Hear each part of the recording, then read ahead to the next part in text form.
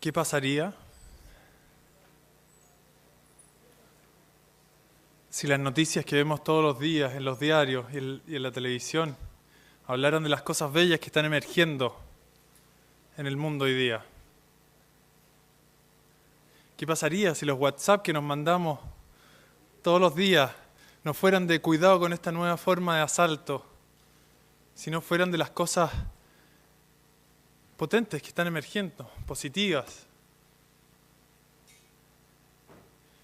Vivimos en un mundo de mitos, de historias que nos contamos, y sobre esas historias basamos nuestra forma de vivir, nuestra forma de funcionar, nuestra forma de organizarnos. Y con las historias que nos estamos contando hoy día, que estamos viendo en las noticias, cada día, el futuro que vemos, si proyectamos desde ahí hacia adelante, no se ve muy luminoso. Pero eso tiene que ver con lo que nos estamos contando quizás, ¿cierto? Con lo que sale a la luz, con lo que nos contamos, con lo que aparece en las noticias. Pero hay muchas otras cosas que están pasando al mismo tiempo del tiempo de caos, de los momentos de caos que estamos viviendo, de los tiempos de cambio, de transición. Están apareciendo nuevos brotes de algo distinto. Yo no veo muchas noticias, pero hoy día estaba en un taller en la mañana y me comentaron de lo que pasó en Manchester. Y es terrible, es doloroso, está cambiando el mundo, hay una resistencia, y al igual que esto están pasando en muchas otras partes, cosas peores, en Siria, ¿cierto? Pero a nosotros nos llegan estas noticias. Pero hubo también algo en eso que pasó ahí que no se cuenta tanto, pero que sí aparece también en momentos de caos y de desesperación. Los hoteles de alrededor se abrieron sus puertas y se pusieron como albergues para recibir a todos los jóvenes y a todas las familias que estaban desesperadas buscando a sus hijos. Los taxistas liberaron sus servicios para ayudar y ponerse de ambulancias y al servicio de la comunidad. Esas historias y muchas otras que ustedes conocen mejor que yo están pasando hoy día. Hoy día. Y muchas de ellas pasan piola, pasan desapercibidas, no las contamos. Esto a nivel también de las organizaciones, a nivel de las empresas. Nos llegan la mayoría de las noticias de corrupción, ¿cómo se llama? Sobre sueldos, de tantas cosas que ya... Pero también están pasando cosas bellas y cosas nuevas y cosas que nos podrían, si miramos con esos otros lentes, prometer un futuro nuevo, un futuro distinto para las organizaciones. Hace 2 años, ya 1 año y medio, en diciembre del 2015, vino Frédéric Laloux a hablarnos de su investigación en este mismo escenario, de algunas organizaciones que estaban funcionando ya en el mundo de una manera distinta, desde un lugar distinto.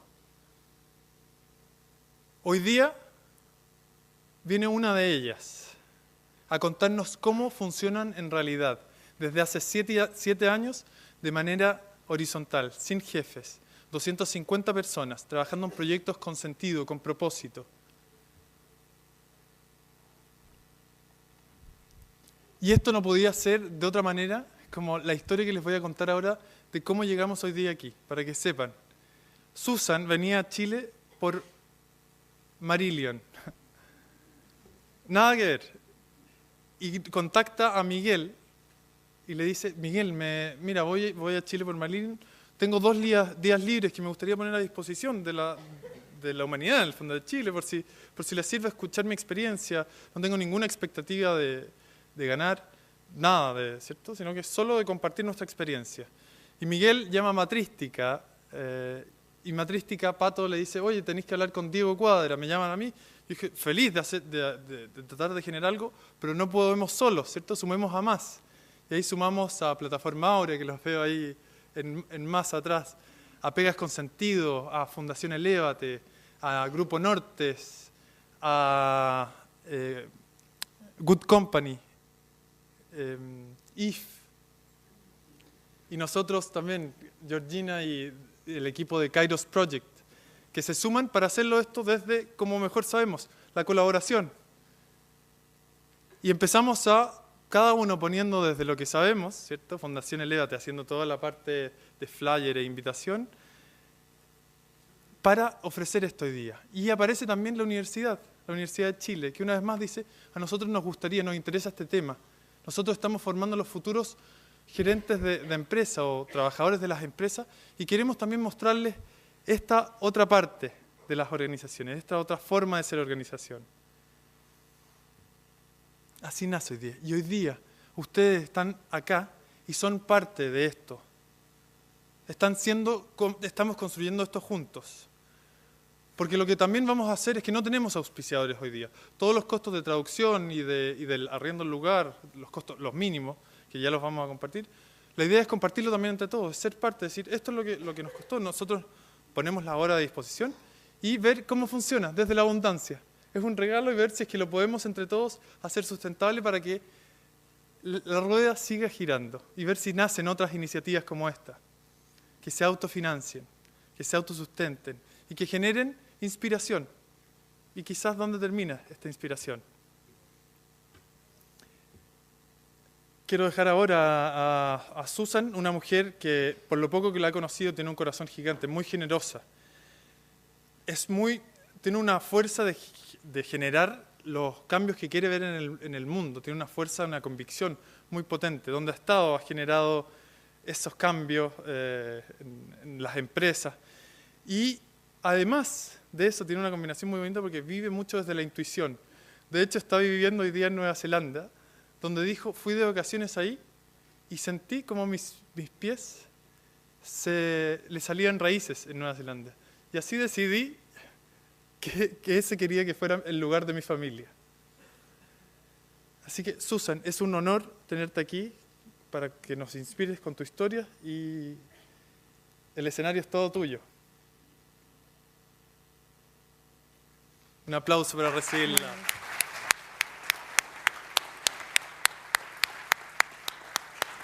Muchas gracias, Diego. Can you hear me? Can you hear me? Yeah, it's cool. So, me llamo Susana. Yo vivo en Nueva Zelanda. Gracias por invitarme a compartir con ustedes esta noche. Santiago es un hermoso y elegante lugar. Me gustaría reconocer a los pueblos indígenas de la tierra y la tierra misma. Es un privilegio estar con todos ustedes y gracias por permitirme hablar inglés.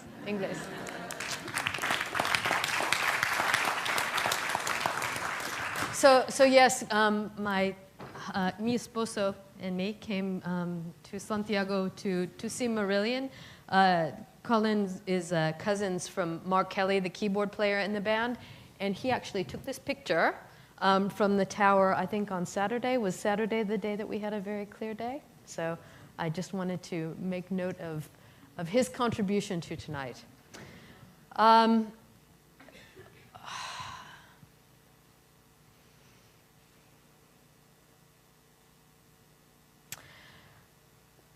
There are many stories we tell ourselves. There are many opportunities that we have to change ourselves, to change the way that we decide that we want to be with each other, with work, within society, with our neighbors, with our families. The choice that we have for what we bring into this world starts with connections. So I'm not going to stand up here and speak to you for an hour or two. At least to get started, we need some participation. So the first invitation is I'd like you to turn to the person closest to you and share with them what brought you here tonight. What are you hoping to learn? And possibly what are you hoping to give? I will give you 2 minutes to do this, starting now.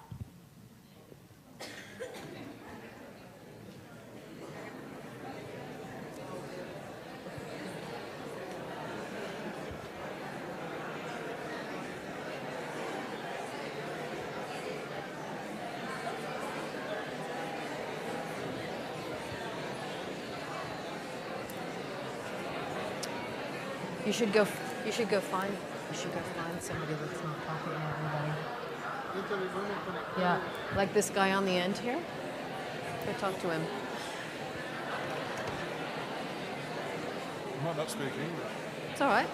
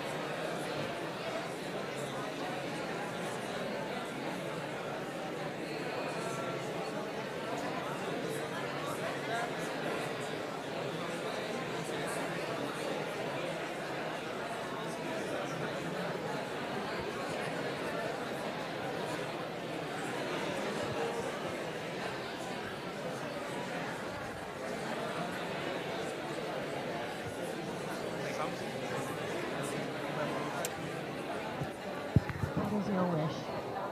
My wish? Learning. Because I don't know that much of the thing, so I want to learn. But I'm a foreign, so that's why I'm quiet. Thank you.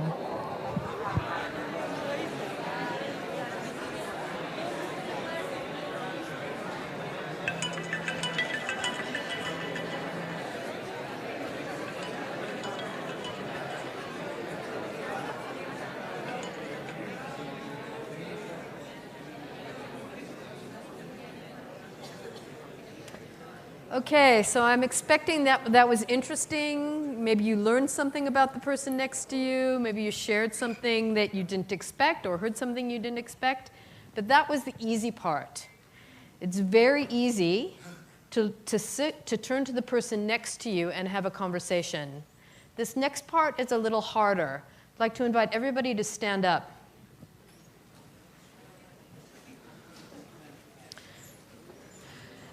And I'd like to invite you to turn around and look around the room and catch the eye of somebody on the other side of the room and slowly move towards them. I want everybody moving.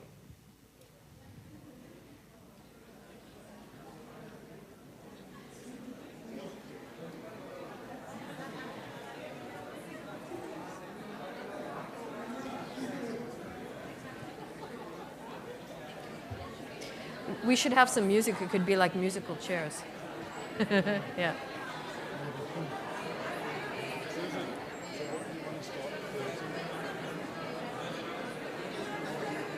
Yeah. Okay, has everybody found somebody new? I'll invite you to have the same conversation with the person you've never met before.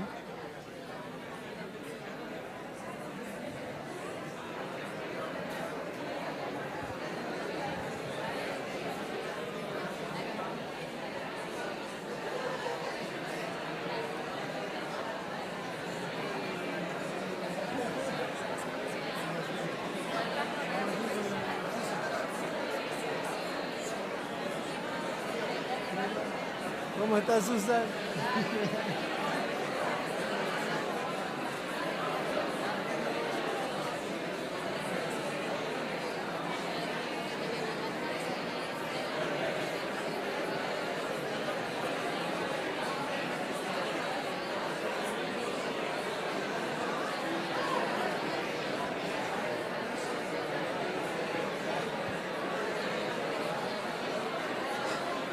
Might not be in an hour.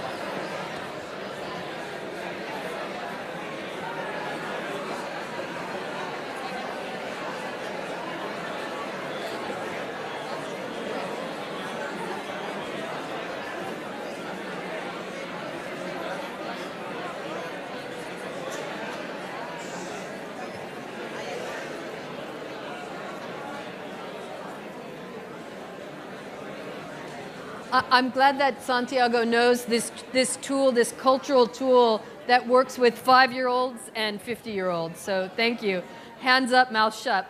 If everybody could go back to their seat now, thank you.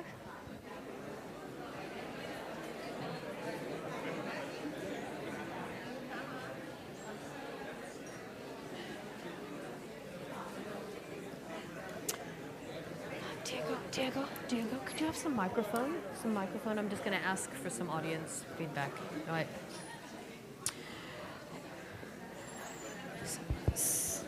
So for me, I really believe that change starts with a conversation.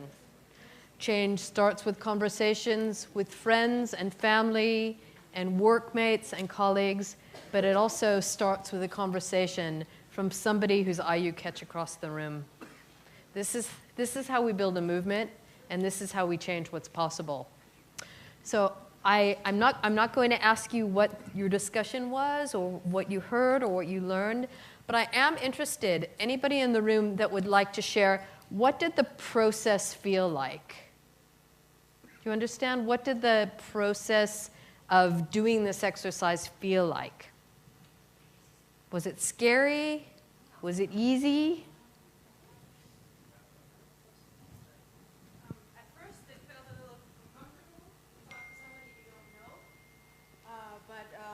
Later, it felt like a conversation. You know, it's easy to make friends. Everybody seems to be looking for something, and so we have something to share. So it wasn't so hard after all. What was your system for catching the eye of somebody across the room? Well, by the time I turned around, everybody was already moving, and so I walked. I didn't catch the eye of anybody at first. I just walked until you asked us to stop, and then whoever I was next to, I talked to. Thank you. Anybody else like to share what it felt like? Over here, Diego, you're going to have to do some running.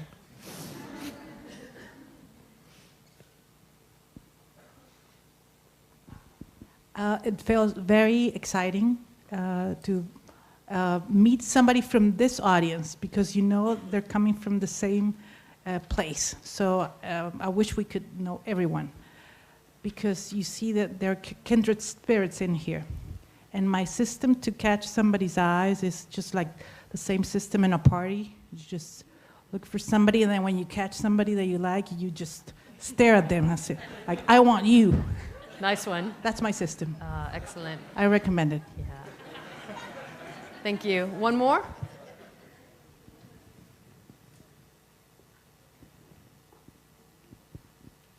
In the back.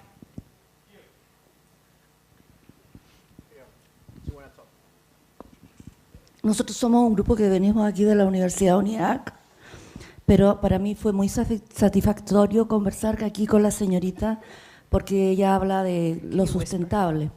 Pero yo, en mi rol personal, específicamente ayudo a los animalitos, porque ellos son parte del planeta. Entonces, si los seres humanos no somos capaces de cuidar lo que está en el planeta, que son incluyendo los animales, ¿qué se puede esperar de nosotros? Eso sería. Y realmente encuentro que esto es muy importante, porque es como una nueva manera de vivir y comenzar de cero. Thank you very much. Thank you. Yeah, and I really believe that we are all here because we sense something individually and collectively. And I'm very interested in understanding how we can start to recognize each other. Oh no, this is a big trick, but I think that it could be possible. I think we were talking today. We were hosted in Valparaiso by plataforma Aula, and we were talking about, and we'll bring this up at the end, the Tibetan singing bowls. You know, they're different sizes, and they all have different amplitudes and meters, and just the idea that if we could play the sound for people to hear and come and join us. Because it's not about, we're not missionaries. We're not trying to convert anybody, right? We're just trying to share our experience, share our stories, and share what's possible. So from my perspective, I think, well, I know, in some ways, I'm a very slow learner, yes? it took me 25 years of working in big corporate multinationals to figure it out. Companies like IBM and British Petroleum and Telstra, where I was in senior leadership positions, only able to influence or make possible something different from my very narrow silo, as thin as a sashimi slice in these organizations, right? And however much we tried and however much we were able to be innovative within our little area of control, or however much we were able to try to be different and try to be collaborative, as soon as it bumps up against that intransigent hierarchy in these organizations that have no motivation and no reason to change, or at least that's what they think, it starts to get shut down. You start to get bullied. You start to have budget taken away. You might start to lose opportunities. But the interesting thing is, when I was operating within that paradigm, I was complicit, right? Because I was, always, not always, but often trying, well, what can I do to get the next rung up the ladder? What can I do to raise my band a little bit so I can be on the next pay grade, right? And equally, even in this hegemonic patriarchal paradigm, I was, as a leader, as a manager, being put into a position of power over other individuals that I never asked for. So this is something I really didn't used to think about, is, if I had a team of 12 or 15, I think the biggest team I was responsible in IBM was 60 people, where I had the actual power of whether they had a job or they didn't. I never asked for that power. I don't want that power. I don't think that power is healthy or generative or positive to anybody, not to the people and not to myself.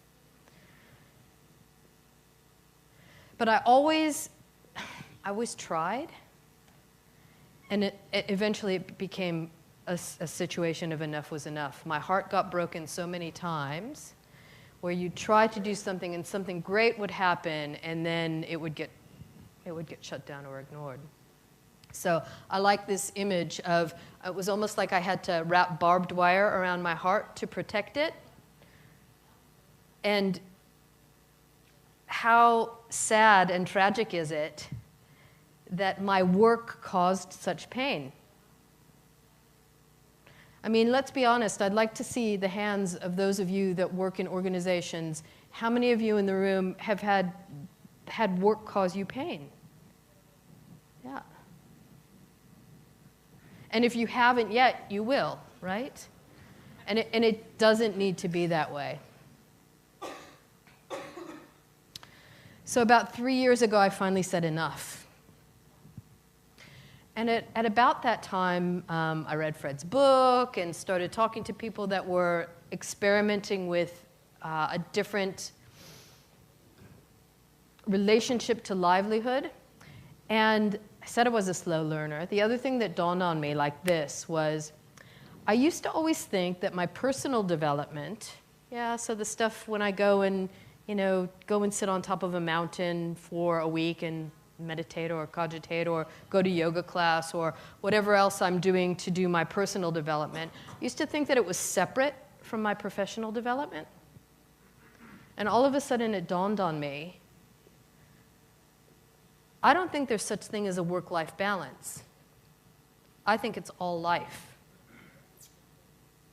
And I think that our opportunity and our choice is to find a way to integrate the things that fulfill us, that make us happy, that allow us to share our gifts, allow us to grow, and allow us to be happy, can happen through work as well if we make that choice.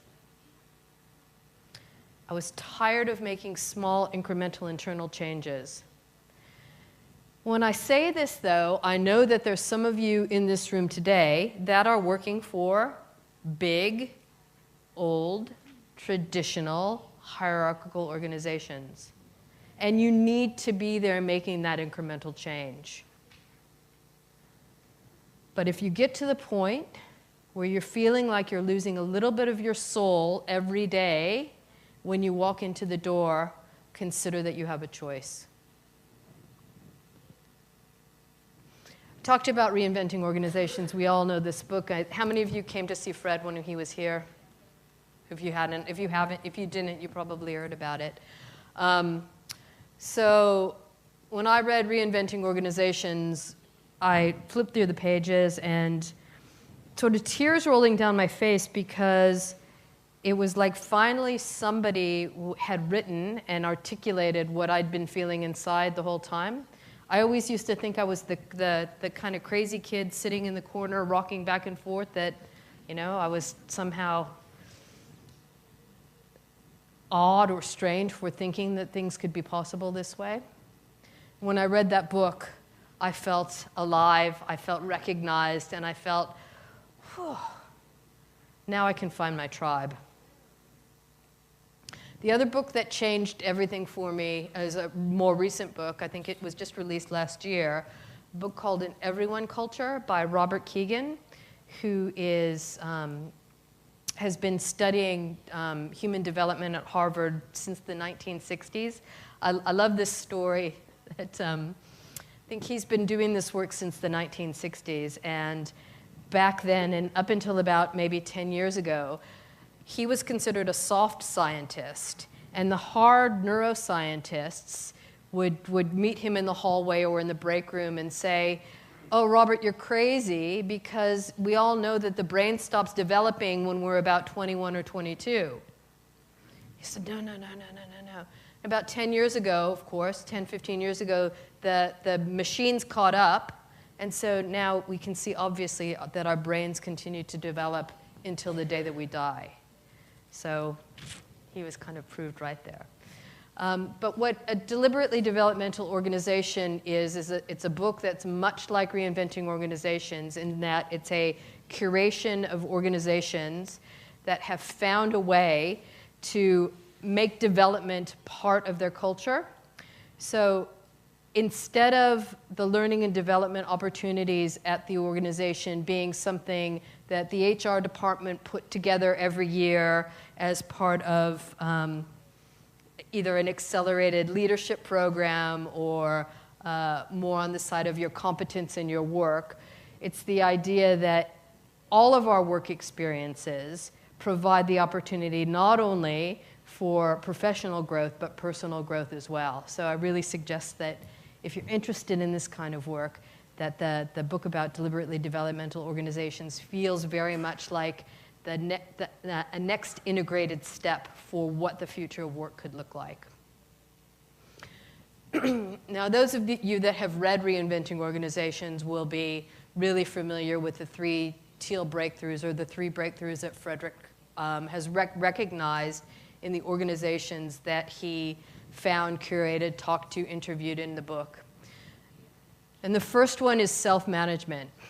So the idea that every individual has the capability and the opportunity to be accountable for the work that they do, that we can be in relationship with one another in a non-hierarchical way, make accountabilities and commitments to each other in a way that holds us to account from an intrinsically motivated position rather than an extrinsically motivated coercive position coming from top down. And it lets us do this in a way that we can be whole with ourselves. So the idea of wholeness, that I like to think of this as the potential cure to the scourge of scarcity in the workplace, right? So we've been taught that the only thing that's valued in professional workplaces is this very narrow, rational, masculine perspective on the problem. But what if, just what if, you were invited to bring your creativity to the problem? You were invited to bring your silliness to the problem. You're invited to bring your music to the problem. You are invited to bring your sports experience to the problem. You are invited to bring your poetry to the problem. I was invited to bring my feminine side to the problem, because this was something that I squished down for many, many years. I received a great compliment a couple of weeks ago when I was speaking in Montreal, and that was that somebody in the audience felt like I stood very strong in my female energy, and that was such a gift to me, because for so long in the business world, I focused on being masculine. So if all of a sudden, how many different attributes did I name? 5 or 6 or 10? All of a sudden, we've got 5 or 6 or 8 different perspectives on the same opportunity or same problem, simply because we're creating an environment where you are safe and welcomed to bring more of who you are to everything you do. What could be possible if we decided that we valued more than a masculine rational perspective at work?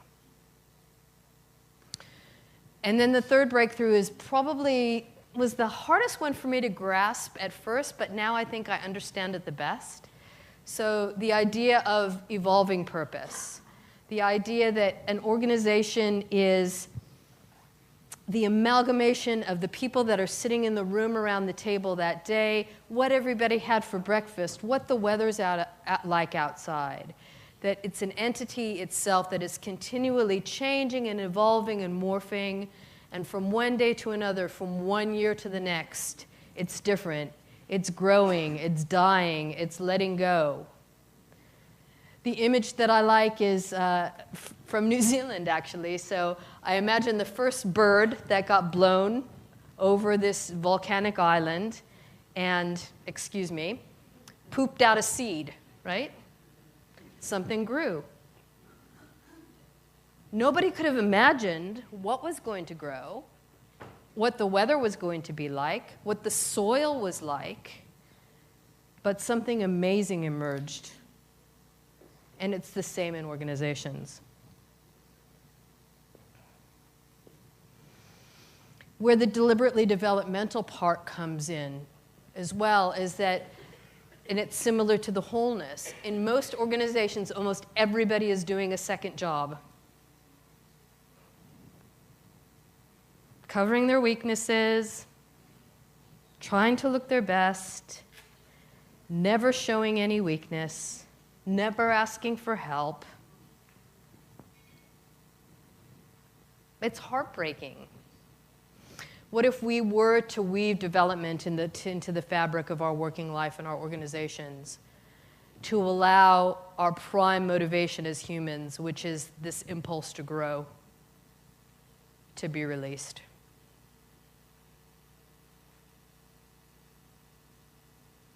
So you might be looking at me saying, okay, yeah, this is all good theory, hypothetical stuff. But for the last 2.5 years, I've been involved with and part of an organization who practices this every day. And I'm just going to show you a little video to start.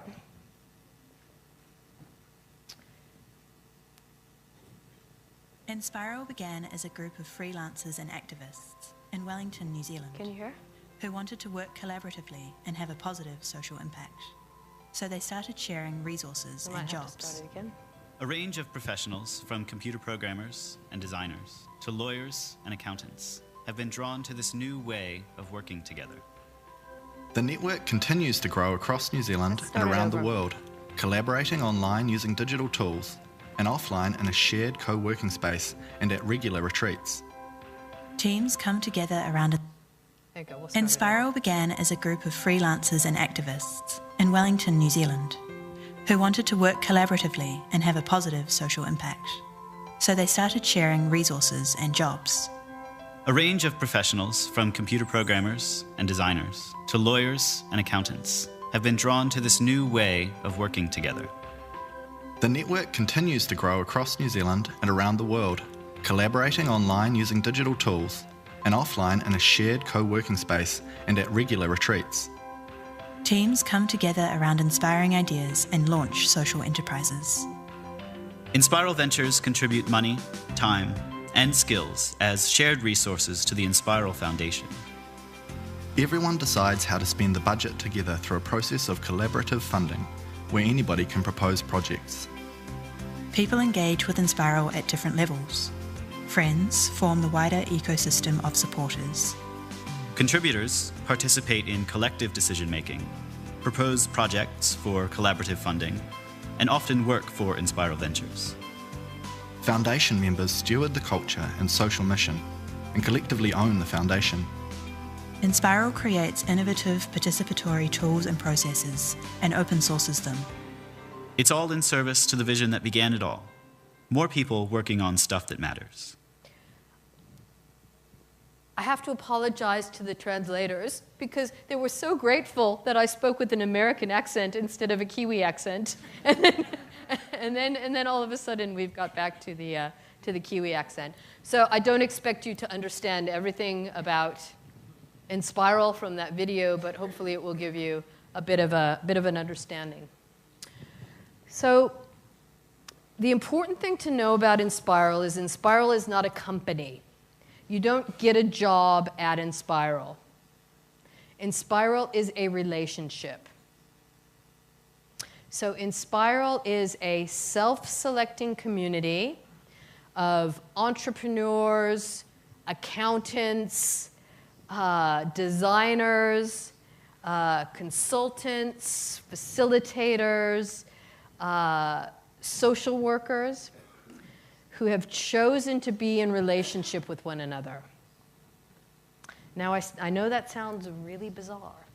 There's about 250 of us around the world, and 200 are contributors, so just people who generally associate regularly with the network, and there are 40 of us who collectively own the foundation. We each have one non-financial share in the Inspiral Foundation. It's a limited liability company with a charitable constitution. One's involvement with Inspiral can be either as an individual freelancer or entrepreneur, or what actually happened about 4 or 5 years ago was that people got together, especially at retreats, because we go on retreat at least twice a year, and started talking about their dreams of companies, their entrepreneurial visions. And companies started bubbling up. So how many of you have heard of Lumio? Anybody heard of Lumio? You've heard of Lumio? So Lumio is probably the best known open source collective decision-making software on the planet. It's used by over 160,000 individuals to make decisions without coercion. I'll talk a little bit more about Lumio later. We also have organizations like Lifehack, which is a joint venture between some Inspiral people and the New Zealand government focused on better mental health care outcomes for young people. As I mentioned before, there's a traditional accounting firm. So 5 individuals who resonate with the Inspiral mission who started Inspiral Accounting. Now you may be thinking, what's in it for them? Why would a company either want to be part of Inspiral or want to join Inspiral? It's precisely because we are inventing it as we go along. And this is a mission that can amplify more voices with not only emotional support, but financial support as well. So the way the foundation funds itself is, very simply, at the minimum, once a year you pay a subscription fee of $100. $50 of that goes to the costs of the foundation, And $50 of that remains in your bank account, and you have the ability to spend that money on whatever project you want to within the ENSPIRAL network. We are built for high trust. And the reason we've been able to design for high trust is because you must be invited to join. It's a relationship, it's not a job. When you hear about ENSPIRAL, you might come to a summer festival, like this gentleman in the back row here, a friend of his, Erica, came just randomly from Boulder, Colorado, to the ENSPIRAL Summer Festival last year. Had a wonderful experience, made some relationships, and said, I'm interested in joining. Will somebody invite me? My personal relationship with ENSPIRAL is really interesting. So I'd known about ENSPIRAL for many years. It started in 2011 in Wellington, where we were living at the time. And it was quite the thing. I thought, this is so cool. This is a co-working space where it's not just a bunch of coders with their headphones on typing. It's actually people that are starting companies, starting ventures together, and collaborating. In about 2013, ENSPIRAL, this is funny, now I'm going back on my story, saying that ENSPIRAL doesn't have any jobs. ENSPIRAL placed its first and only job advertisement ever. And it was for something called a foundation catalyst. Now, in the organization where you have no bosses and no named power, who does the work? Yeah? This was becoming an anti-pattern that was showing up in many ways. So I saw this advertisement, and I read it, and I was like, my heart just leapt. This is what my life's work is about. And you know what I did? I did nothing. I was so wounded, I was so afraid that I would be rejected. What are these cool kids going to want with a washed-up, middle-aged corporate refugee? I did nothing. And it wasn't until a year later that I finally picked up the phone, again, because of another conversation that I'd had with our friend Doug Kirkpatrick from Morningstar, who's featured in Fred's book.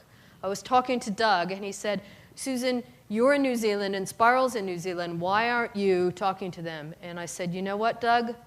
I need to get over my fear of being rejected by the cool kids and get on the phone and call them. And I had a coffee with Rich Bartlett, and that led to a lunch and another lunch. And then I took Colin with me to the summer festival just to make sure it wasn't a cult, because I wasn't quite, and he gave me the he gave me the thumbs up, so it was okay to join. But that was my relationship, and that's how I joined ENSPIRAL. So the key point here is ENSPIRAL is not a job, it's a relationship. And again, I love this image because you can't tell who's leading and who's following. This is kind of what ENSPIRAL is like. Because there are no bosses, there's no coercion, and your level of participation is completely up to you, one might wonder, how does the work actually get done?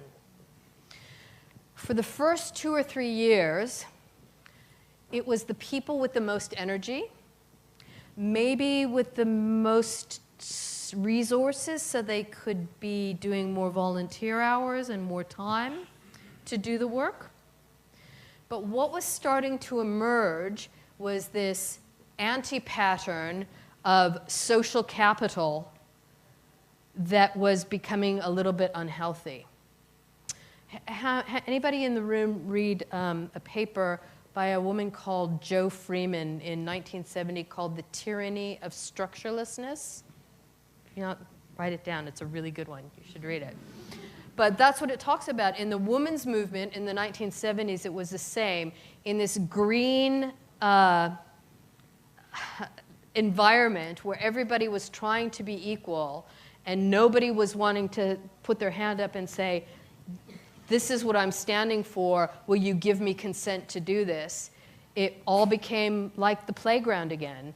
Backbiting, people with more context getting more power, the people that had the attitude and the ability to do the work were doing the work, but they weren't getting recognized, and they weren't getting paid, and they were getting blamed if things went bad. On the other side, you had, and I have to say mostly women, doing a lot of the emotional labor to support individuals in quite a chaotic environment, and it could have actually just spun out of control. But fortunately, we are a community that values transparency and open, honest dialogue above almost anything else. And so we decided that we needed to have some agreements about how we wanted to work together. And some of the agreements that have been created over the last 2 or 3 years are things like catalysts. So if you can think of a catalyst as the CEO, the COO, and the CFO in a normal organization, we are self-selecting individuals who kind of take oversight of the big picture. I've been a catalyst for a little over a year now. My biggest frustration, since this is an open invitation, is why aren't more people joining and want to be catalysts?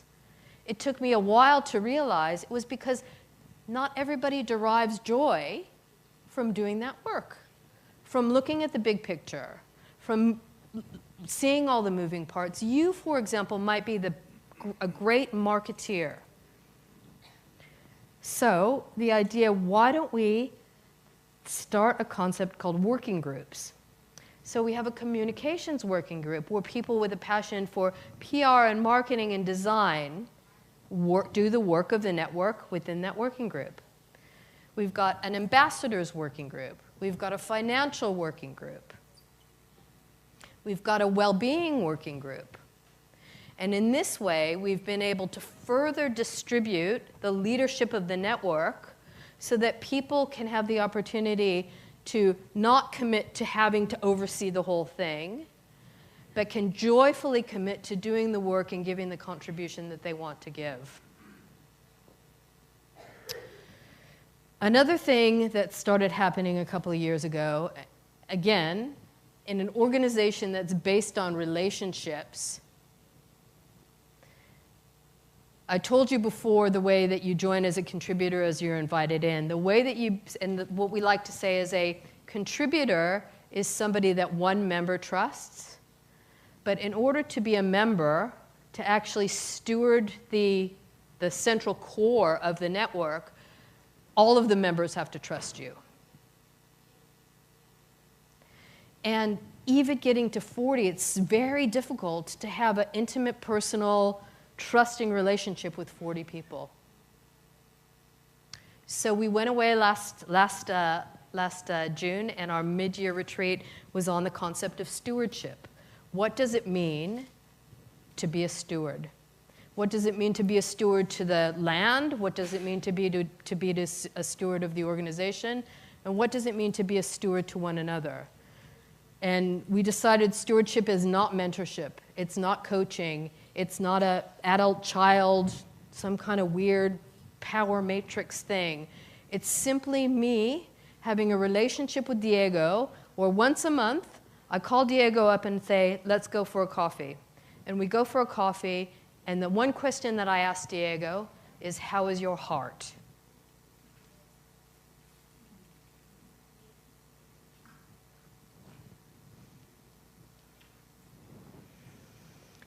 Now, I'm going to try to show you another video in Spanish about Lumio. But before I do that, I wanted to give you a little bit of the history of Lumio. So one of the things that, especially when I'm talking to organizations or groups that want to experiment with this no hierarchy, consent-based decision-making stuff, they say, Susan, where do we start? And I often say, you need to decide how you want to make decisions. There are many ways to make decisions. You can delegate decisions to somebody. You can choose to have consensus-based decision-making where everybody absolutely has to agree. Or you can use more of a sociocratic method of decision-making, which means that anybody has the power to make a decision, and as long as nobody blocks it because it's somehow harmful to the organization, then you have the power to enact that particular decision. Did the Occupy movement make it to Santiago at all? So the Occupy Wall Street movement made it to Wellington, New Zealand. And for about 3 months, there was a camp. And every day, the members of the camp sat around in a circle, had a general assembly, and tried to make decisions together. Very painful. When you're trying to get to consensus with individuals that you don't really know, what happens in a circle anyway? The person with the loudest voice gets the most attention. People that have a preference for extroverted thinking, people that make sense of the world by conversation, are privileged in that environment. People with a preference for a more introverted, quiet reflection don't have time to actually even figure out what's going on before somebody is calling for a decision.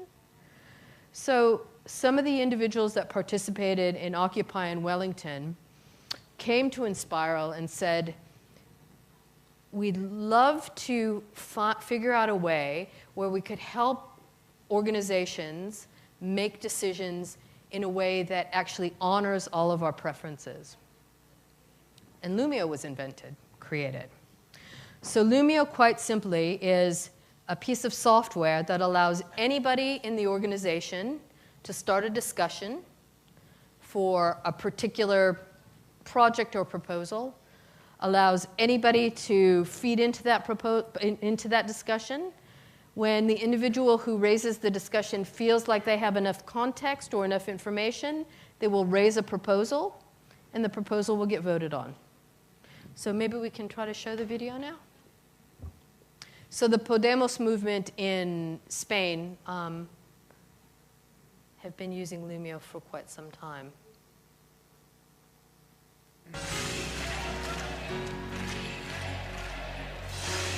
Lumio es una herramienta de Internet amigable y sencilla para la colaboración en grupo. Proporciona un espacio neutral e independiente donde los grupos toman decisiones conjuntas. Aquí vemos a un grupo de personas que trabajan juntas. No tienen tiempo para un montón de reuniones y el correo electrónico no sirve para discusiones complejas con muchas personas a la vez.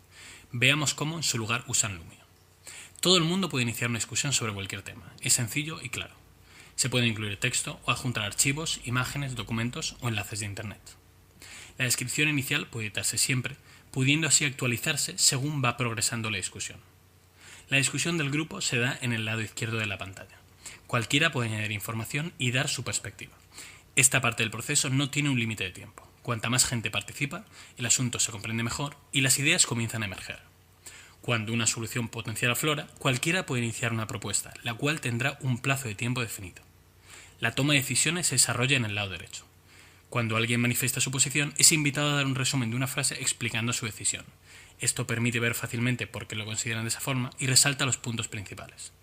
Las personas que llegan tarde a la discusión pueden rápidamente ponerse al día y observar qué se discute y ver cómo lo ve el grupo. La gente puede establecer sus propios compromisos de tiempo y nivel de dedicación. Si tienes objeciones serias, puedes usar el botón rojo. Puedes cambiar de opinión sobre tu posición según nueva información vaya apareciendo. Las personas llegan a comprender cosas sobre las que podrían no haber pensado en un primer momento. También puedes mencionar a personas específicas para notificarlas. A veces, el fracaso de una primera propuesta puede ser el paso para una nueva propuesta que tenga en cuenta las preocupaciones de todos. Lumio crea automáticamente un archivo de la discusión y de las decisiones pasadas, por lo que es muy fácil ver cómo se produjo una decisión. El grupo converge en una solución que funciona para todos. Este proceso flexible y dinámico libera la sabiduría colectiva, llegando juntos a mejores resultados de los que cualquier individuo se le habrían ocurrido por su cuenta. Todo el mundo se siente escuchado y permite alcanzar decisiones de alta calidad para el grupo con el máximo consenso. Al final de la discusión, puede resaltar el resultado producido para que todos lo vean. El panel de Lumio muestra todas las decisiones abiertas. Es sencillo buscar discusiones pasadas o iniciar una nueva. Lumio ayuda a los grupos a tomar grandes decisiones en conjunto, incrementando la eficacia y el compromiso. Puedes iniciar tu propio grupo de Lumio hoy mismo. So this is one example of a piece of technology that followed culture. This is another thing that we notice at ENSPIRAL, is that many times we assume in organizations we can put in a piece of technology and that will make our culture somehow different. I think one of the things that has been so helpful and successful at ENSPIRAL is that we have noticed the patterns in our culture and designed software to support that, rather than the other way around. But I think that we've done it in a clever and a good way, so that organizations that have the same feeling and impulse as we do can use them easily. What kind of decisions do we make together? So we can make a decision about whether or not or where we park our bikes, but we also make decisions about if we should adopt an agreement. So an agreement is something that we need to get a level of participation in the discussion with, because if it's going to become an agreement of the network, we need to ensure that we're giving as much possibility as for people to participate in the discussion as possible. Now remember, even though ENSPIRAL started in Wellington, we're currently completely global. So the only way that we can effectively and efficiently make decisions as a group is by using technology.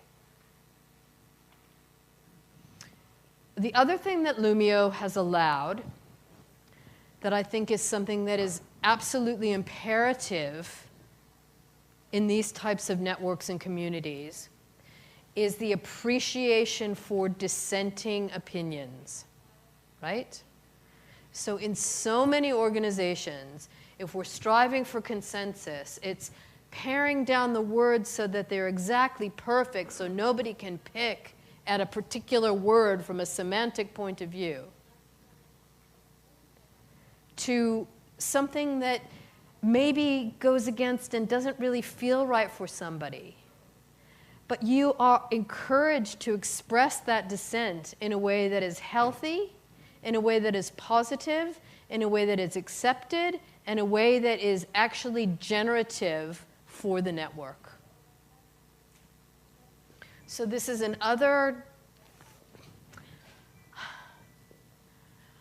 trust-building mechanism that we have in ENSPIRAL, is that dissenting opinions are encouraged. But just because you dissent and disagree doesn't mean necessarily that you will block the decision. A thumbs up is yes, green, definitely, this is great, I support it 100%. The yellow thumb, the sideways thumb, is normally, I'm way busy, I don't have time to engage with this, but I trust the group. A down thumb is, I really think we could do better, but I'm not going to block this. So the use of block is something that is very serious and is taken very seriously. In the past year, we've only had one block, because we take the time to have these conversations over a couple of weeks so that people can ask questions, they can get comfortable, they can give input, so that what comes out the other end is almost always something that is not dangerous to try. And that's, I think, the difference in how many organizations approach making decisions together. We don't need to all agree. The next important piece of ENSPIRAL is how we spend our money together. So I spoke earlier that there's a couple of ways that money gets into the system. It gets into the system through your annual subscription. If you are part of a venture, So Lumio or Lifehack or ENSPIRAL Accounting, every month they contribute something to the ENSPIRAL Foundation, half of which goes to the foundation, half of which stays in the co-budget. What the ventures contribute is completely up to them. There is no fixed percentage. There is no fixed expectation. And again, this is something that we can only do, and we can only thrive and survive on this trust-based system where I know that if my company is doing well that month, I will be able to share my bounty and abundance with ENSPIRAL. And as an individual as well, you can choose to put money in every month, or you can choose not to. I think we've got a tab here for co-budget. Let me just show you in practice how it works.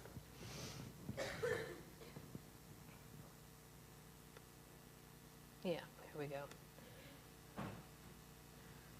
So for example, this is live co-budget. So you can see now that there is $13,177 in the ENSPIRAL Foundation co-budget fund. I've spent all my money this month, so I don't have any money to spend. We can see what's being funded now is to recover some previous debt and to update some assets for a conference that we run every year in Wellington called Open Source, Open Society. We can also see the things that have been funded over the past month. So Thanks John is an amazing guy called John Guerin, who's an activist who lives in Indiana, who participates fully in ENSPIRAL, and he took the opportunity to come and visit us, so we gave him some money again for that. I love this project, Otakaro Edible Orchard Christchurch. A year after your big earthquake here in Concepcion, Christchurch, New Zealand was devastated by an earthquake as well. And the Otakaro Orchard is a project in the city, in the center of the city. 85% of all of the buildings were destroyed and demolished. So there was a nice big piece of land in the center of Christchurch that some inspired people are turning into an edible orchard for the city. So part of a food sustainability project for Christchurch. So that's another project. Supporting some grassroots action for getting some of our Lumio compatriots to help some of the activists fighting Trump in the U.S., for example. So this is you can think of it like an internal crowdfunding. But what this started out as was just a budget spreadsheet, and people were randomly deciding what to fund. But this, we feel, is a far more productive and generative way for each individual. Again, we're self-managed. We don't have any bosses, and there's no coercion one way or another to decide what projects at ENSPIRAL are important enough to fund. So that's co-budget. And again, this is another piece of software, another tool that came from what we were doing culturally, that then turned into a piece of software that is available all over the world. And I'm especially excited about co-budget because 3 amazing women have put their hands up to run co-budget as a business moving forward. So keep your eye out for them, and I always love it when the women stand up and do something technical. So I've talked a little bit about stewardship and why it's important to us. So how do we take care of humans and nourish a high-trust network? Well, we do it via our cultural tools. We sit in circles a lot, which I love to do. I wish this room could make a circle. We do things like simple things like check-ins. So before we start any meeting, we will take a minute or two to just check in. And that's as simple as, what's on top for you today? And I might say, I'm really tired today. I didn't have a very good night's sleep, but I'm happy to be here with you now, for example. But just being able to just take a breath and not launch straight into a meeting, which is what we do all the time, right? Okay, we're all here. What's the agenda? Let's get cracking. Just tranquille, right? Just take a minute or two to be in human connection. And sometimes I do this 3 or 4 times a day, but I appreciate it every single time. Let's see if I have, I think I might have closed this. We do a lot on Slack. And so we have got an incredibly busy Slack channel, as you can see. But I love this. My favorite channel on Slack is Thanks. So this is just a place where people randomly come every day and just thank somebody for doing something cool. So Joriam saying thanks to Kate. Sandra saying thanks for the ride to the party. But it's just such a lovely way to keep in touch and respect and just keep that human contact. Because ENSPIRAL is not a job. ENSPIRAL is a relationship.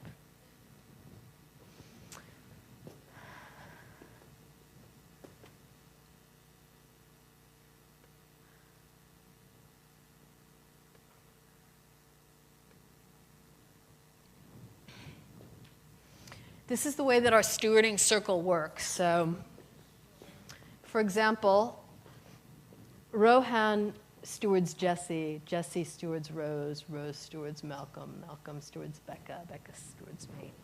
And every 6 months, we do a roulette of the wheel, and everybody gets a different steward. Retreats are so important to us.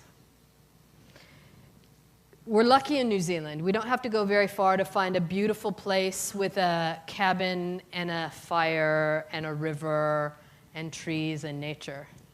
To just go for a weekend, eat together,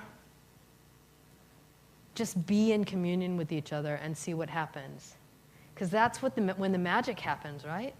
When we get out of our normal environment and we think or talk deeply on a subject, or not.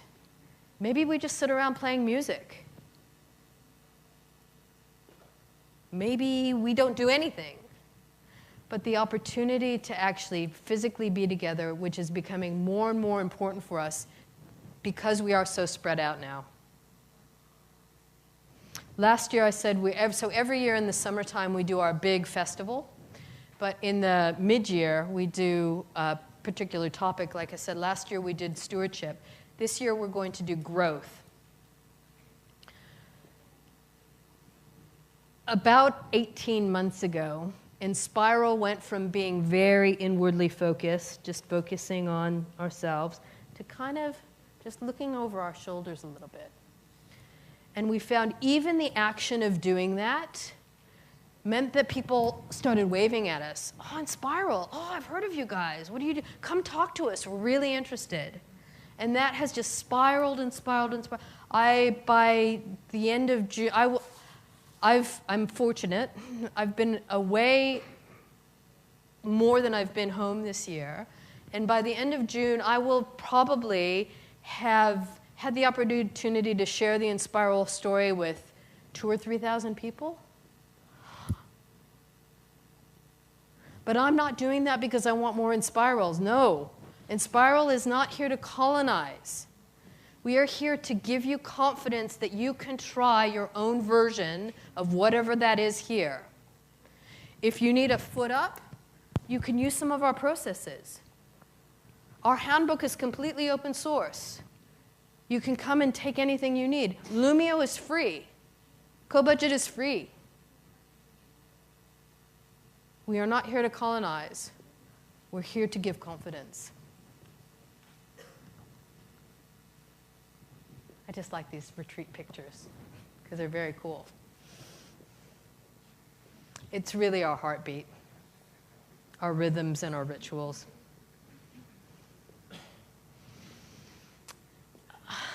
One of the last things that I'd like to talk about is my own personal relationship to livelihood within ENSPIRAL.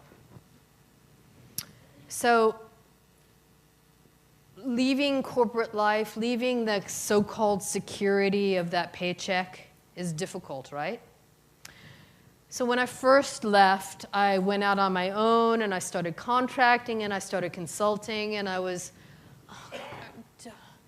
need to be around people. I don't want to do this by myself. I don't want to do this by myself. And it was just about then when I had the conversation with my friend Doug and he said, go visit ENSPIRAL. So I get into ENSPIRAL and you have to find your own way. We have some processes and some onboarding things and opportunities to get into a cohort of new people and kind of have some guideposts to find your way around. But at the end of the day, the work that you find is up to you. And I first started just working my freelance gigs and paying a percentage into ENSPIRAL and serving the network as a foundation catalyst. About a year ago, 4 of us, myself and my colleagues Kate Beecroft, Damian Slago-Green, and Joshua Weil, he calls himself the ex-founder of ENSPIRAL, but he was the one that first rented the co-working space and decided that he wanted to shift his reality from working his ass off 3 days a week on really high-value contracts so that he could spend 2 weeks a day doing the stuff that mattered to him, to trying to figure out if his work could actually be something that mattered, not only to him, but to have a social impact in the community. And it really touched me at one of the circles at the summer festival. He shared something different that I hadn't heard him say before. I get choked up when I think about this. He gets asked the question all the time, why did you start ENSPIRAL? Where did the impulse come from? Why? What were you thinking? Did you have any idea? And he just kind of looked at us and he said, I started ENSPIRAL because I was lonely. I needed my people. I needed to find my people. So the 4 of us decided, we were inspired by a company within ENSPIRAL called Root Systems. So Root Systems is a group of 6 software developers. And about 2 years ago, they were noticing, so they all kind of shared desks around in the same co-working space, and they were noticing that their pay was up and down depending on who had a contract and when they were getting paid, and maybe somebody would get paid 1 month, but then they wouldn't have any work for a couple of months, and it was going up and down like this. And they sort of suddenly looked at each other and said, you know what, if we put all our money together, then maybe we could even out these peaks and troughs. And that was the idea or the concept for what we now call livelihood pods. A livelihood pod can be better defined as an intentional professional family where we put all of our money into the middle. So everything we earn every month goes into one pot, and every month we sit in a circle or on a Zoom, virtual or together, and have a conversation about our livelihood needs. We don't take more than we need. We don't take less than we need. But we trust each other enough that the value that we provide, not only to one another, but to our community and around the work that we are doing, is sufficient in abundance to provide the livelihood we need. There's now 3 livelihood pods in ENSPIRAL, so we're very excited about this as a mode and something potentially moving forward that could be a very different relationship to money. And I can see your eyes kind of going, oh, really? How could you have that trust? I don't know. We just do. And it was funny because Kate's father is an accountant or a lawyer or something, and he said to her, how do you know that somebody is not just going to empty the bank account? we just know, right? We design for high trust.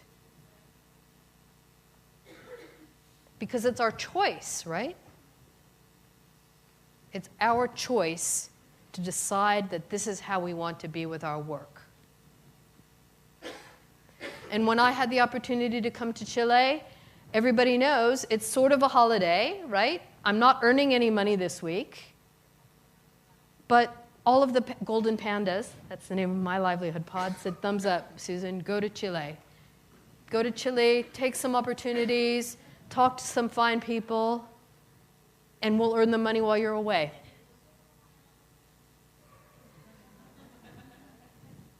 We've got plenty of bamboo.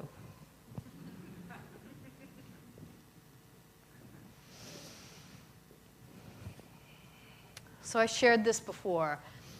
Everything at ENSPIRAL is public. There is no such thing as intellectual property. I know this is very triggering for some people, but I believe that you can't own a thought. As soon as the thought is out there in the world, it has to belong to everybody, right? But I also believe that if you don't document it, it's not open source. Because if you haven't documented it, how can you share it? So everything that we do at ENSPIRAL is documented and it's open source. And you're absolutely free to copy, remix, fork, change, improve, everything. So I'm just going to show you quickly the handbook. There we go. So this is the ENSPIRAL handbook. Pretty simple. Slideshows, videos. Oh, one thing that I should share with you that's really cool too is ENSPIRAL Tales. So our main propaganda outlet is ENSPIRAL Tales on Medium, where anybody in the network, and actually anybody who resonates with our mission, can submit a story for ENSPIRAL Tales, and then it's so good I have to show you. Hold on. I'll just do it here.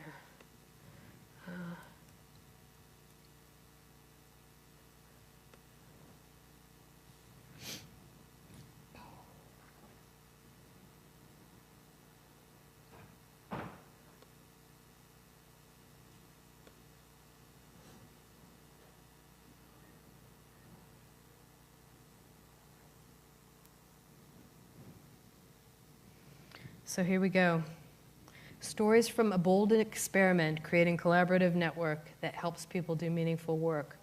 So everything from 5 reasons to build a network of small groups rather than a mass movement, participatory organizing from a co-op to a network. Life and Death in La Frontera, this is really interesting. You saw before that Rich and Nati are in the US. They did some work a couple of weeks ago on the Mexican frontier with some activists that are helping to put water on the road, on the side of the road, so people can. Yeah, it's a great article anyway. And yeah, I mean everything from zombie hunting tactics to like really intensive academic stuff from our friend Sam Rai about the relational field. So yeah, I really encourage you to have a look at ENSPIRAL Tales. But back to the handbook. Here we go. As I said before, we have a structure in the organization, and it goes like this. Agreements are the official legislation that governs the ENSPIRAL network, and changing these requires a formal process. So if we click on agreements, we can see we've got a board agreement, which talks all about what the board of directors do, the roles and responsibilities, selection and composition, everything that you'd expect from a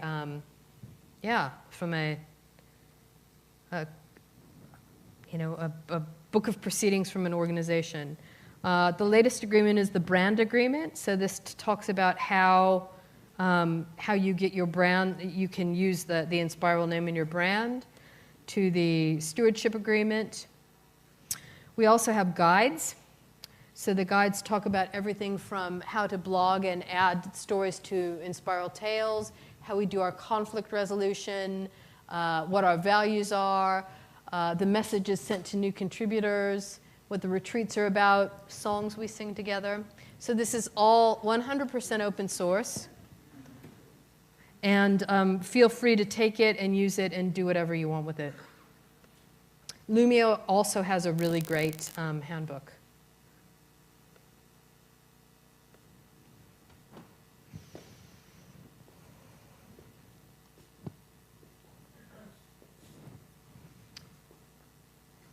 So hopefully, my sharing about ENSPIRAL felt like a really clear example of the evolving purpose of a network, a thing, an organization, a relationship, a community. We are very proud of the fact that we're perpetual beta. We're never going to be finished. Things are changing continually. We're iterating continually. And all of us in this room,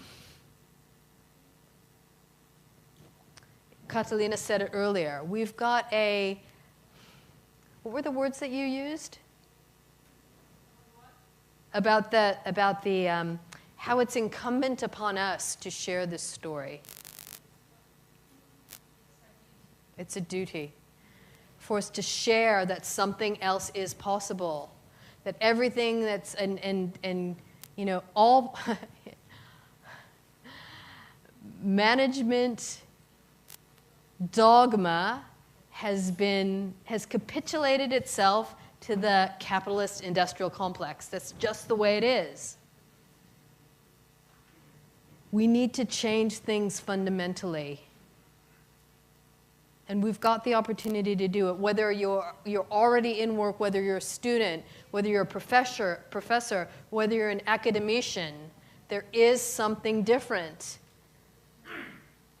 We are not cogs in a machine that are imminently replaceable by the next cog. We're humans. We're flesh and blood and bone and heart and spirit in relation to each other. Nobody can take that away from us. But we've chosen, partially because from the first day at school when we're told, sit down, be quiet, do your own work, don't share, and leave quietly, this is the story that we start to tell ourselves. But we all know what it's like to be in the playground with a group of kids. We figure it out, right? We know how to play together. You get a group of women into a kitchen, we know how to cook together. Men as well. Sorry, I shouldn't be sexist. We know what to do. But it goes back to what Diego was saying. We choose to tell ourselves this story. This story is an old story. It is not our story.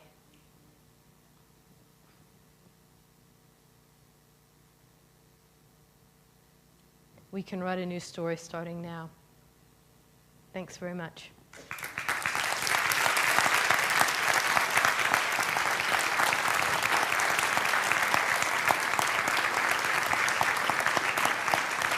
Do you want to share? Yeah. I think you should share the next one.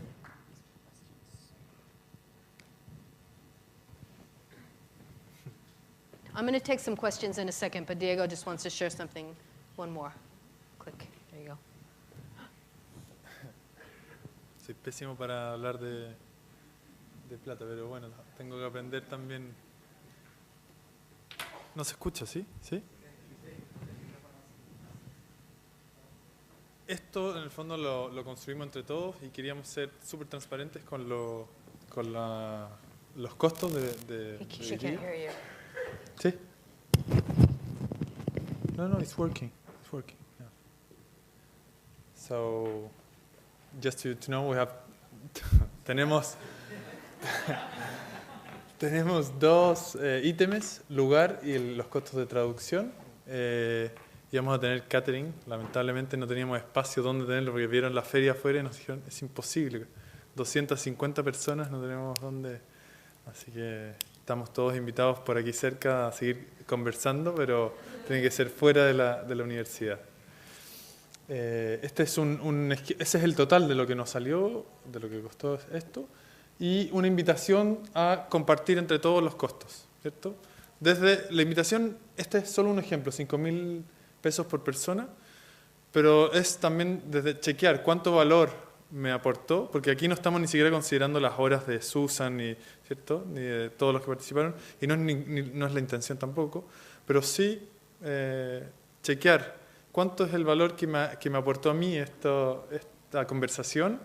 Aún queda, vienen preguntas y respuestas, y de acuerdo a ese valor y mi capacidad de pago hoy día, aporto, sin ningún compromiso, sin ningún límite. ¿Ya? Van a haber varias formas de poder contribuir. Van a haber unas bolsas donde pueden simplemente echar billetes, donde va a haber una lista donde se pueden inscribir, ¿cierto? Pueden pagar también, no sé. Afuera va a haber la posibilidad de que lo hagan. Hacer un depósito también, inmediatamente, me dicen desde.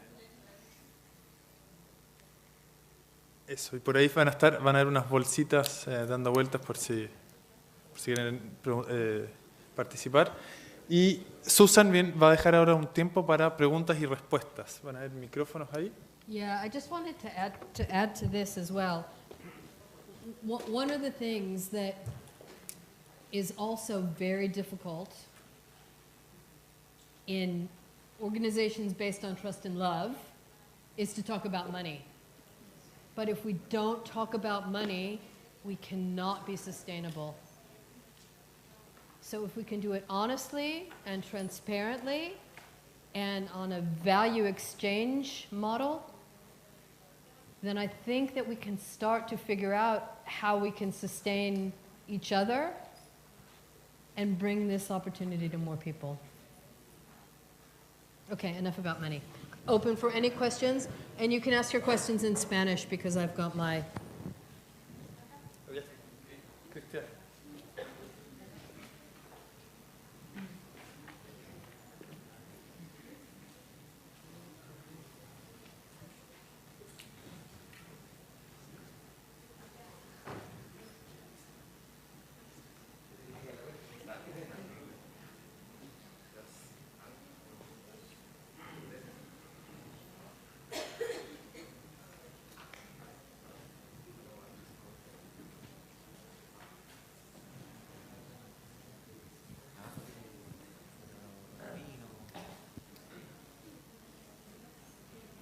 I think it's working now. Hello? Yeah. Thank you very much for sharing your experience and your consciousness.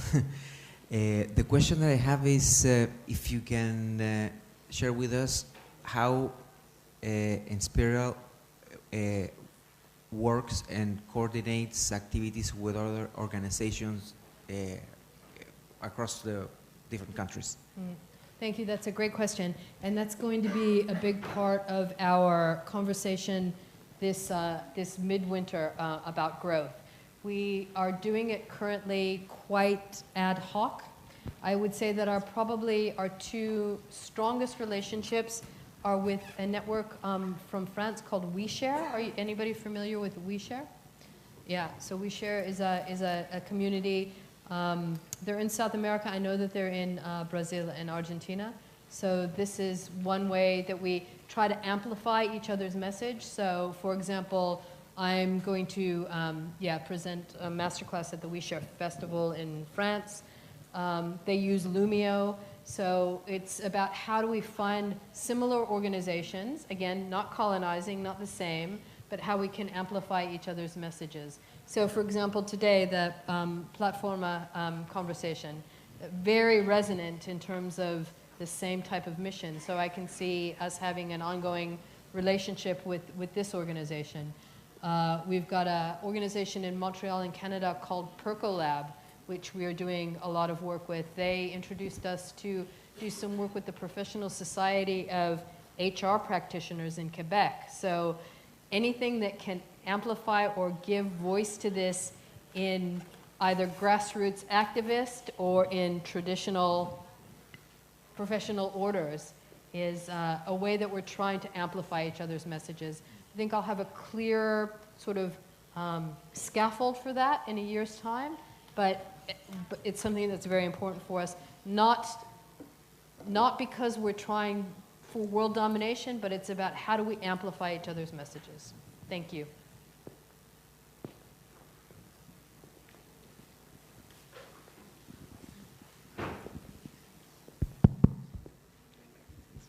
Hi, Susan. Thank you. The question is about future organizations. What's your vision about future governments? Are emerging new countries, online? What's happening? Spiral is a clue. So this is a really good question. So there are two countries, both in Asia, which are actually have changed the way that citizens are participating with government. The first is Taiwan. So about 3 years ago, there was an initiative for all Taiwanese people to have active participation via a digital platform called Polis with the government. So this is starting to happen from the perspective of citizen participation. Also recently in Korea. So Rich Bartlett was in Korea when the students and everybody was in the street and they overthrew the corrupt president. And the mayor of Seoul invited Rich to come and be a sort of honorary citizen of Seoul because Lumio is providing a platform for more participatory citizenship in countries. Podemos is another example from a political party point of view, but I am very hopeful, especially with countries that are used to quick changes, that citizen participation on a much broader scale is possible.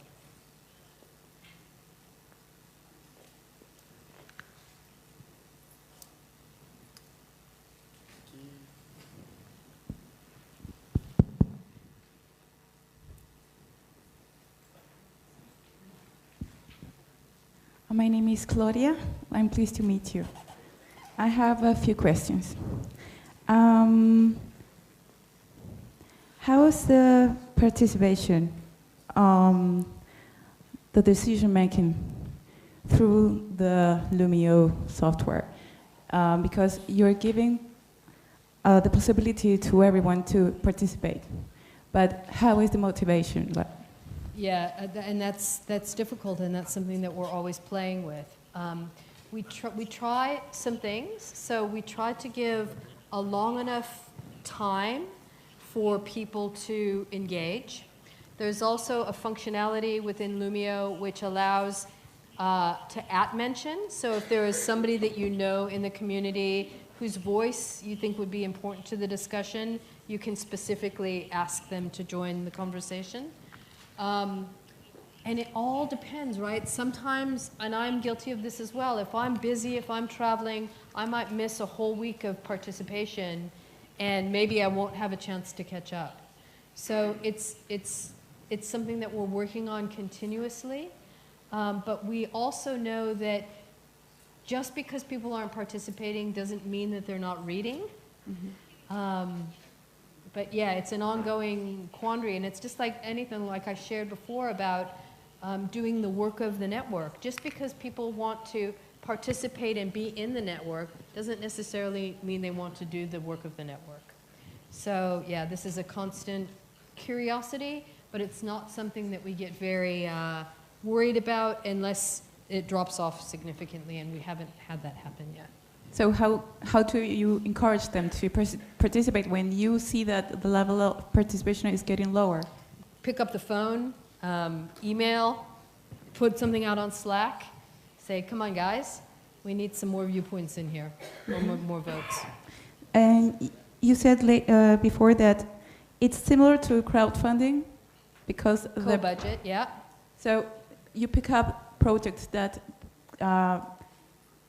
grow inside, but you don't choose projects that are from outside? So anybody in the network can propose a project. It might be something that they are doing, or it might be an initiative that they are supporting outside. But it needs to come from somebody that's within the network. So an example is one of our contributors is very passionate about coding for women.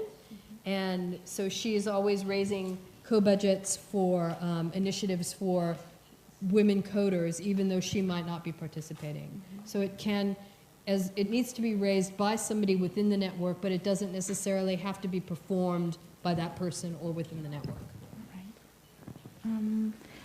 I think that the retreats are an instance to grow the trusting relationships between of you.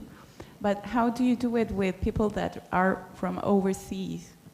So again, I was sharing the thank you to John. So, for example, if we have people that are overseas, we will put up, you can see in the season just coming up to the retreat, there will be 10 or 20 buckets for people to fund them to travel, to come. We try to keep the cost very low so that people can participate. And we also, especially our big summer festival is open for the family. So we do it in a beautiful place at the beach in summertime, so many people will bring their entire family. And this is one of the ways that we try to encourage participation in the retreats. And the last question would be, how can I get invited? Come buy me a coffee. Very well. Thank you.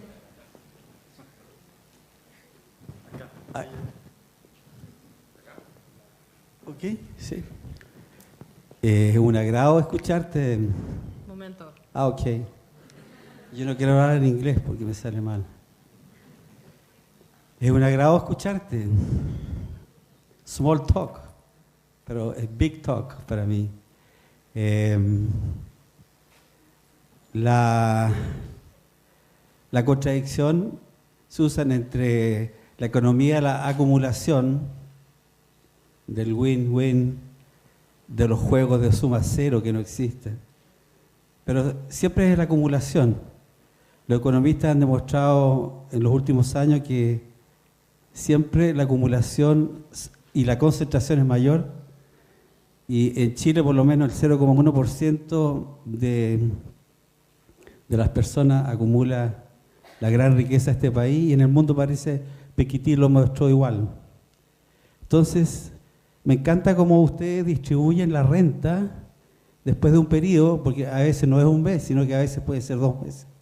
Y ustedes se juntan y sacan lo que tú necesitas, pero no menos que lo que necesitas, y los otros también hacen lo mismo. Entonces, ¿cómo esta contradicción entre la economía muy voraz, que devora, contra el espíritu, ¿no es cierto?, contributivo, colaborativo, autogestionado y con dedicación a ti, a tu self, a tu persona? Hay que hacer una psicoterapia a todo el mundo, digamos, para que esto funcione. O sea, lo digo en la parte buena. Si no hay un cambio de conciencia, tú trabajaste, Susan, en 2 corporaciones que nombraste, ¿y cuántos años? 20 años, no sé, muchos años.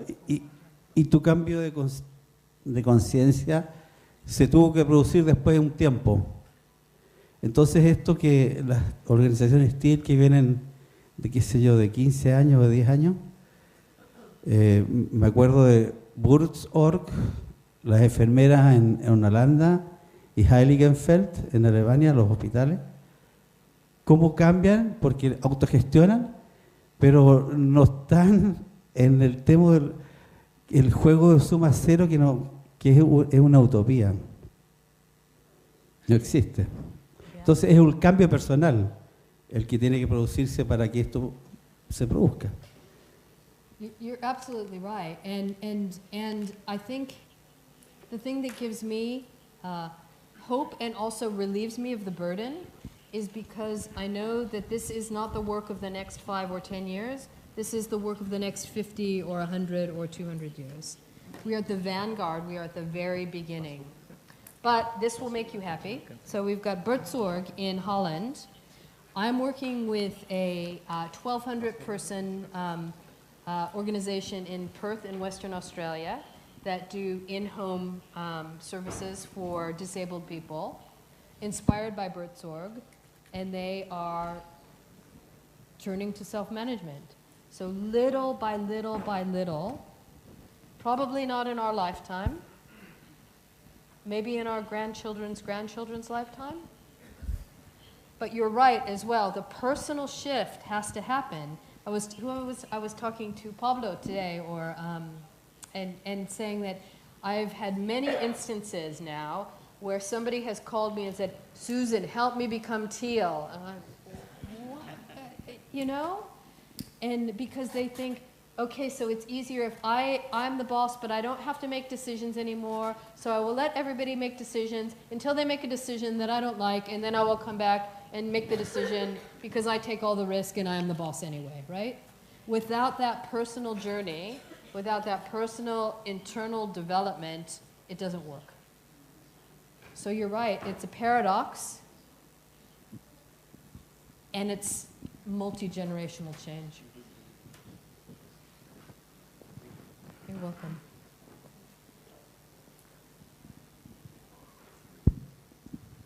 Hola, desde hace como un año más o menos sigo ENSPIRAL y ha sido increíble poder estar aquí presente y comparto la historia. Es súper interesante igual cómo lo haces desde adentro de la organización, pero me gustaría saber si hay alguna manera en que ENSPIRAL esté como generando eco en las partes locales donde están los demás miembros a nivel mundial para compartir, digamos, con la comunidad en la que están presentes lo que sucede hacia dentro de la organización. Y si de esta manera está generando también como cierto movimiento en la comunidad en la que están propiamente. So what is your proposal? You can buy me a coffee and we talk. Yeah, exactly. Yeah, I think this is happening everywhere. Like I said, I was in Montreal last month, and at the end of the talk, the host said, so who wants an ENSPIRAL in Montreal? And everybody raised their hand. And I scolded him after, and I said, the question you should have asked is who is willing to invest in building something like ENSPIRAL locally? So any project, anything that you want to create, ENSPIRAL will amplify, support, share, and yeah, be part of. So let's talk.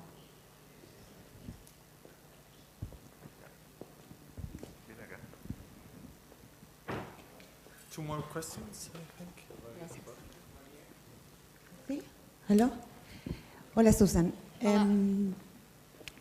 Mira, quisiera conocer cuál fue tu experiencia para poder armar un equipo que funcionara desde...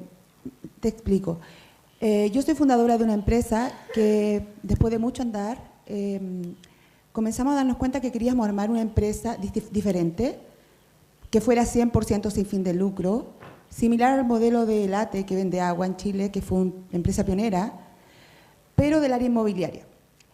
Y lo que nos comenzó a ocurrir es que yo primero vendí, hipotequé mi casa, una empresa, y contratamos equipo para que desarrollara toda la parte de imagen y comenzáramos a avanzar en la organización.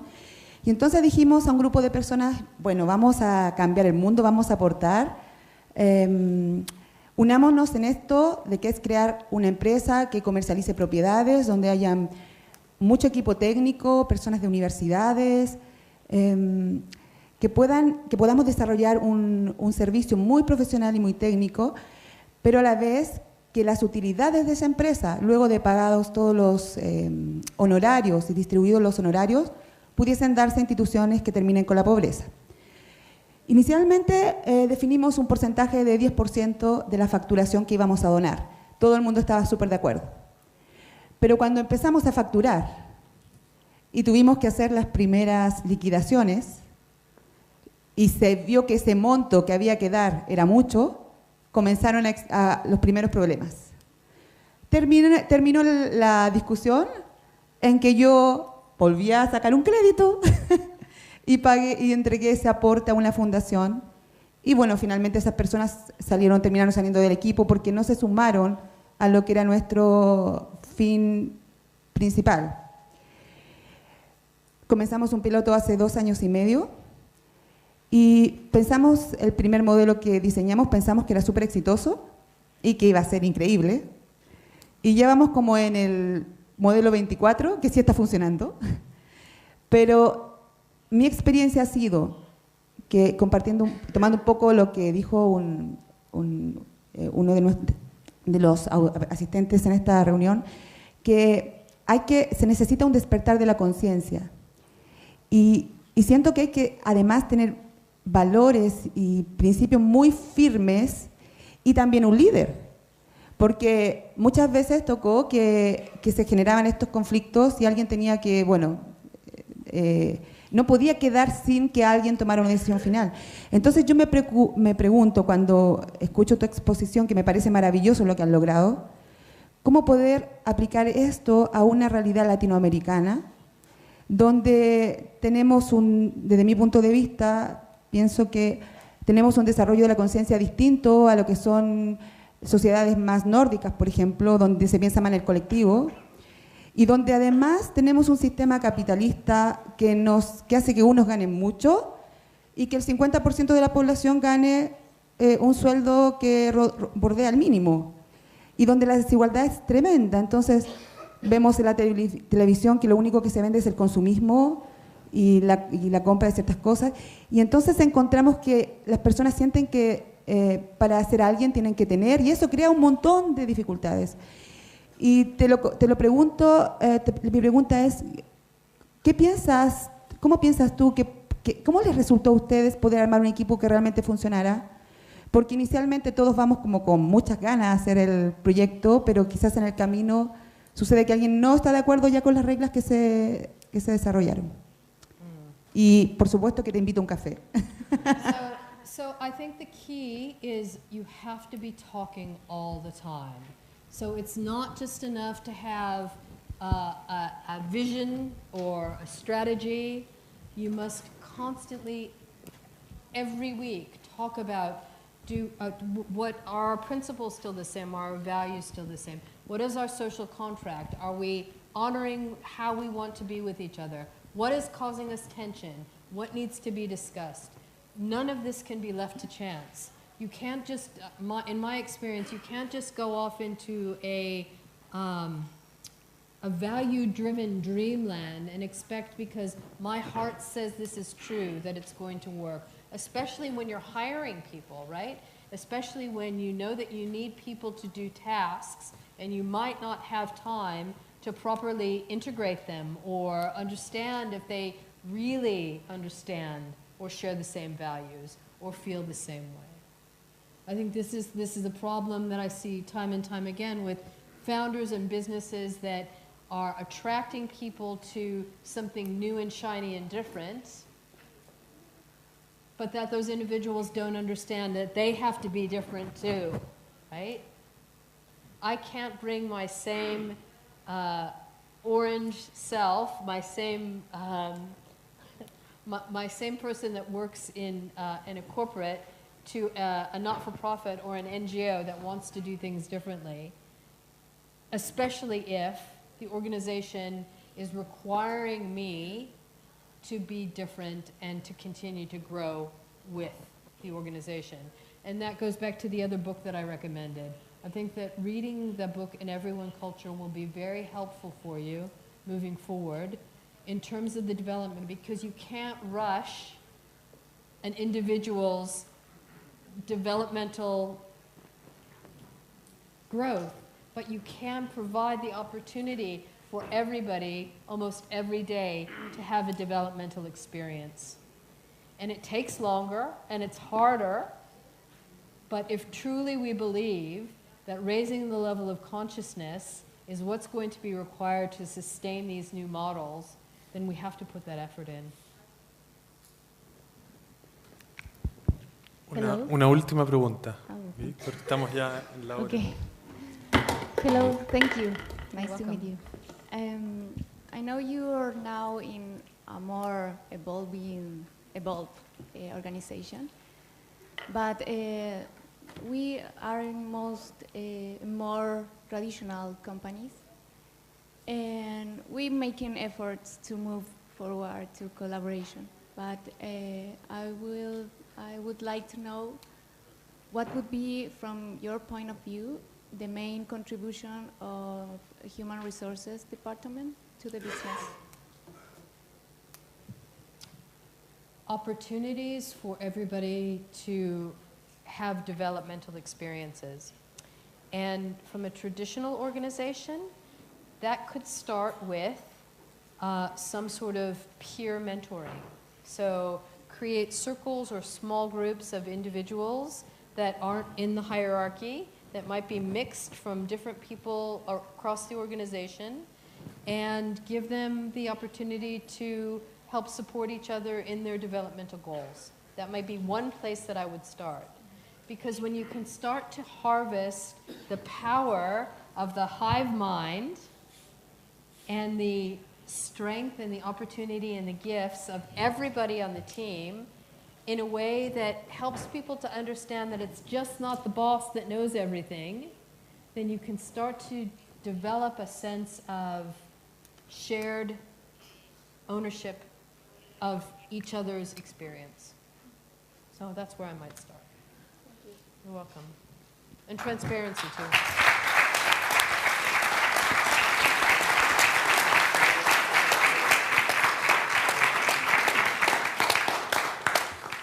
Tú nos recomendaste unos libros, Susan. Aquí tenemos también unos para ti.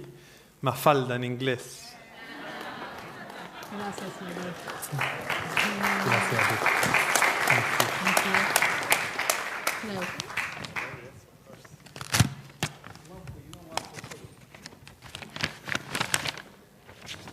Cool. Estamos ya cerrando porque tenemos compromiso de terminar a las 8 por la gente que está acá a cargo y tenemos que ser respetuosos también con eso.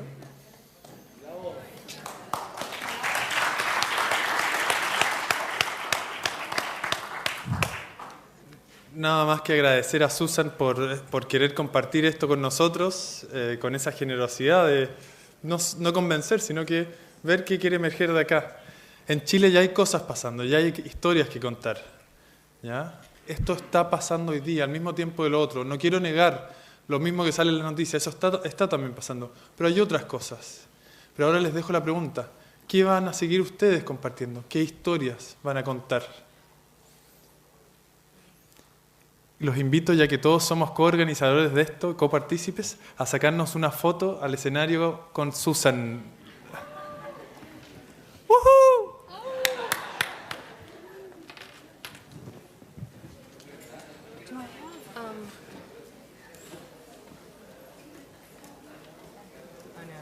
Thought I had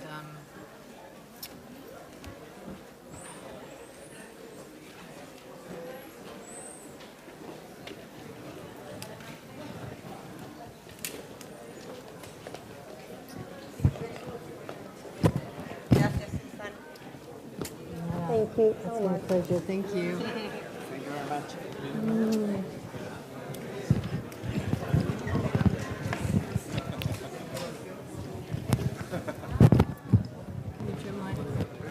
Yeah.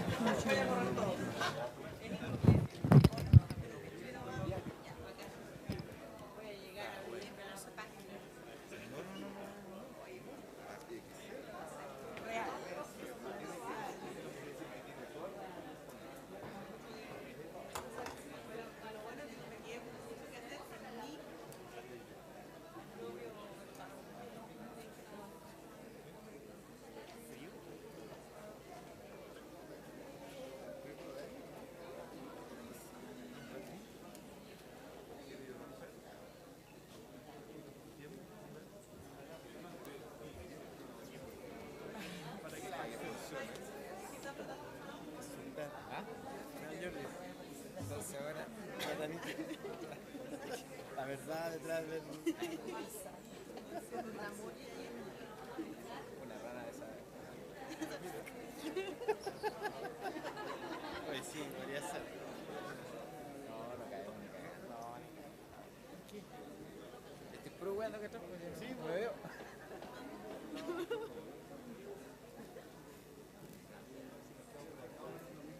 sacarse de arriba. ¿Cierto? ¿Ah? ¿Arriba? ¿Que la saquen de arriba? Vamos, todos arriba. Ah, claro. Podríamos mover esto.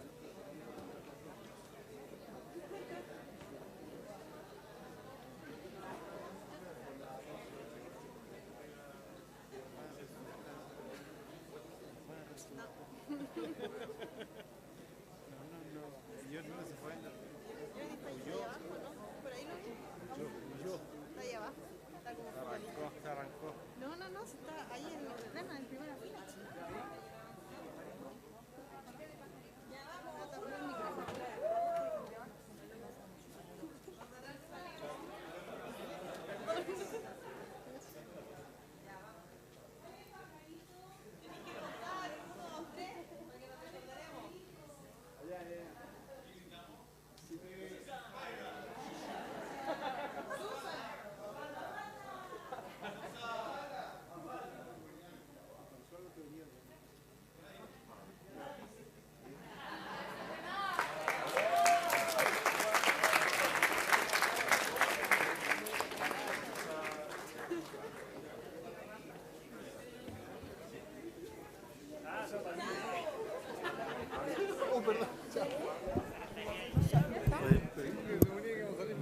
Vamos a crear un fanpage donde pueden ver, vamos a subir las fotos, los videos, todos los contactos de Susan.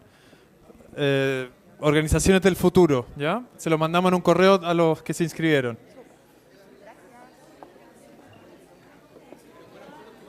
Y los que tengan fotos pueden compartir ahí.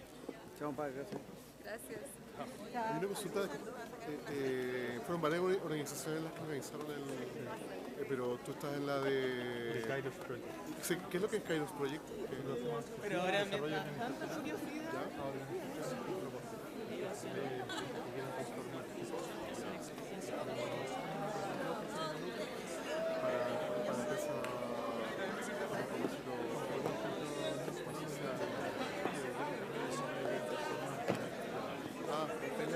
Estamos acompañando a algunas organizaciones que quieren ir nosotros también lo estamos intentando, aprendiendo. Entonces es un camino, somos acompañantes de ese camino de aprendizaje. ¿Y ustedes ya lo están haciendo? ¿Están como pasándote el modelo? Sí. ¿Y lo hacen acá en la universidad?